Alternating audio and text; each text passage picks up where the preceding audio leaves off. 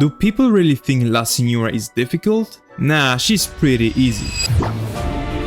Now what the hell is this bullshit? Welcome people of Tevat, and I was wondering if Mona's purse is filled with Dennis. Today I took a look at Genshin's weekly bosses and decided to rank them from weakest to strongest, or easiest to hardest, not in terms of lore. But before I start, this is very important on how I will be ranking these bosses. An average Genshin player possesses at least one desired 5-star and or standard 5-star, along with 4 stars with constellations. Therefore, I will only rank these bosses from a team with 1 5-star and 3 4-stars. And some lucky bastard will instantly say, "Oh yeah, I defeat these bosses in 3 seconds.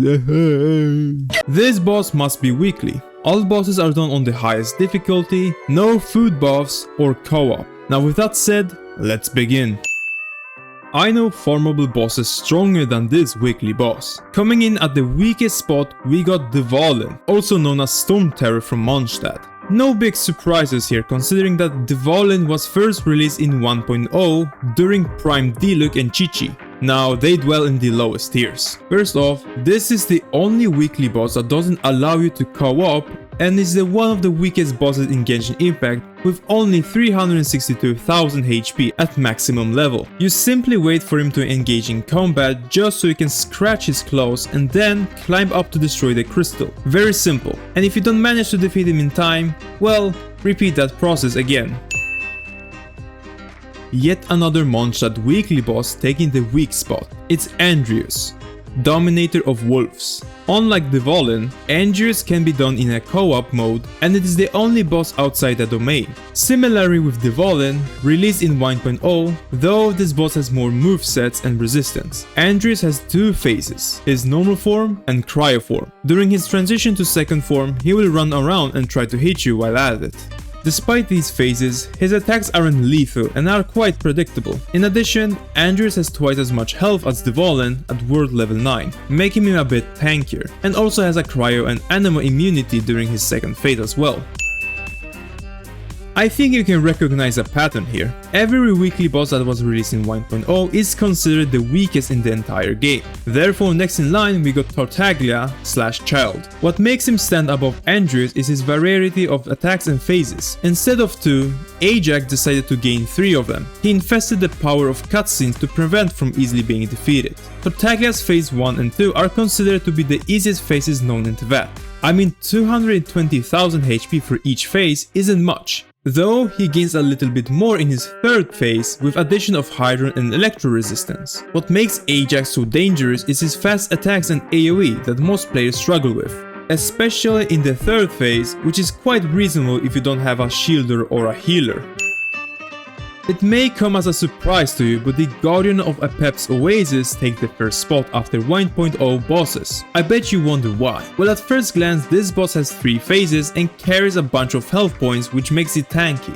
But here's the thing. This boss has little resistance to all elements except for Dendro with 70%. Quite sluggish attacks except for this one, and a quite boring second phase where you instead fight these guys. Anyhow, his first phase is alright and it is all about brute force your way into the battle. The second phase, however, can take quite some time since you gain and lose cleansing progress during the fight. The difficulty part lies in the third phase. This boss has ability to one-shot your character if you don't follow the guidance, but anything after that, it just brute force again until it lies down. We revert back to Liyue to meet our next weekly boss that is accessible after Zhongli's story quest or through adventure book. It's Azhada. Azhada.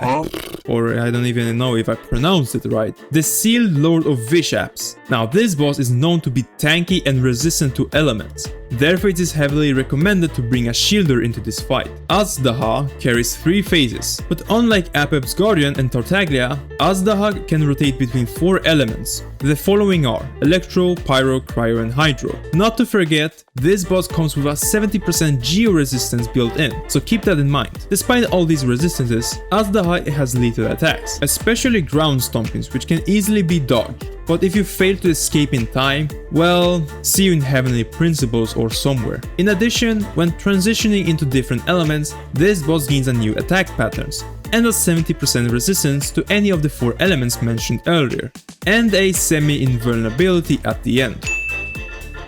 Falling just under the category above, we've got Sumeru's first weekly boss, the Everlasting Lord of Arcane Wisdom, also known as Balladeer, or Scaramouche, or Wanderer, or Head Guy.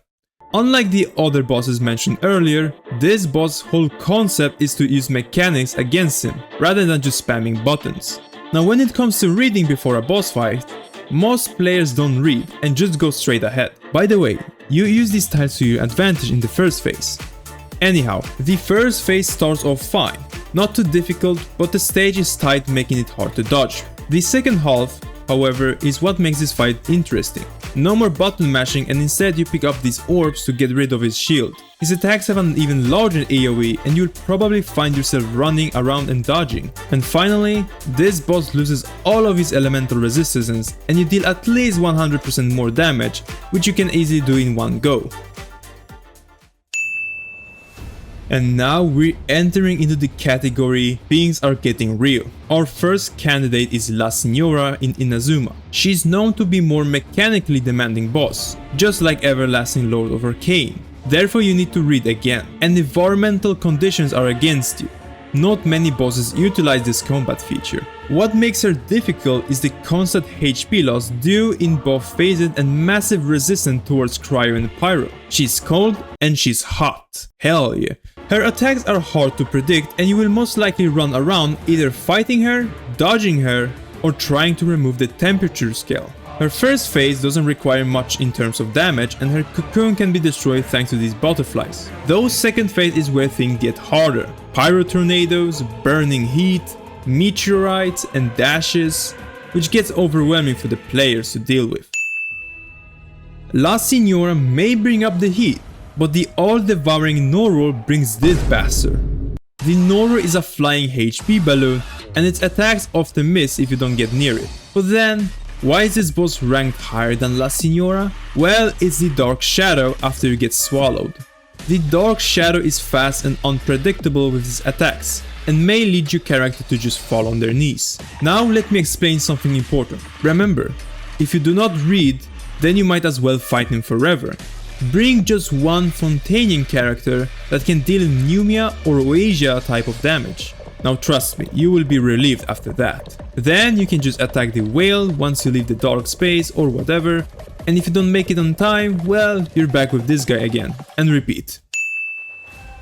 Many people would either disagree or agree with me on this, but the Knave is definitely not too intimidating, but her character is. This boss fight is mostly known to be simple yet intense at the same time. No shielded boss, no other minions, no stage mechanics, just Arlecchino herself and you. Why is the Knave higher than La Signora and all-devouring Noro? Well, she does carry around 4 million HP across both phases. You need to clear the Bond of Life before she one-shots your character in the first phase. Now during second phase, she turns into Sans the Skeleton from Undertale. No, really, she'd be using the Gaster Blaster here. For many, her attacks become overwhelming and aggressive. No more relying on her slow and Windows loading emoticon, you're fighting for survival here. Just slightly above Arlecchino, we got the duo of Queen and the King chess pieces. This boss packs a lot of HP and requires a good strategy before entering the stage. This time, you fight two bosses rather than one. The first phase starts with the King, who uses other chess pieces to knock you down. Once you drain its health, the Queen appears with fast and sharp attacks. Not bringing a Cryo or Hydro character is a huge mistake. Second stage activates both of the pieces, and this time their attacks are lethal and have the potential to annihilate your character in one go. The Cryo and Hydro mechanic comes in during their invulnerability phase. If you don't deal enough of damage, well, you won't survive. Let's not forget that one boss can't be defeated alone. They can revive each other to continue, and they can become enraged if only one remains. To this very day, this boss has the hardest attacks to dodge in the entire game. None other than Magatsu Mitake Narukami no Mikoto, also known as Raiden Shogun, the most punishing boss for failing to interrupt her. This boss challenges your survivability and agility. To this very day, I see on online many people just avoiding fighting her mainly because they can never survive during the battle. Now what does this boss have? Massive HP pool, dangers and unpredictable attacks, electro shield, one-shot attacks, and many more tricks such as illusions. In her normal state, she has just 10% elemental resistance, and during her second state, over 200% for all elements. It's not just her second form that is dangerous, but already she can whoop your fine cheeks into oblivion. This Shogun is just agile and has never-ending stamina, therefore many people find this frustrating when they can barely land a hit.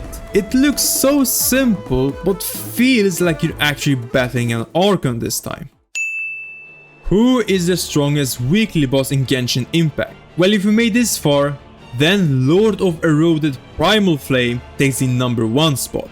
Oh boy, this boss is an absolute nightmare for many players. No wonder it is the most hated one as well, and the power demanding in terms of DPS. This boss has it all.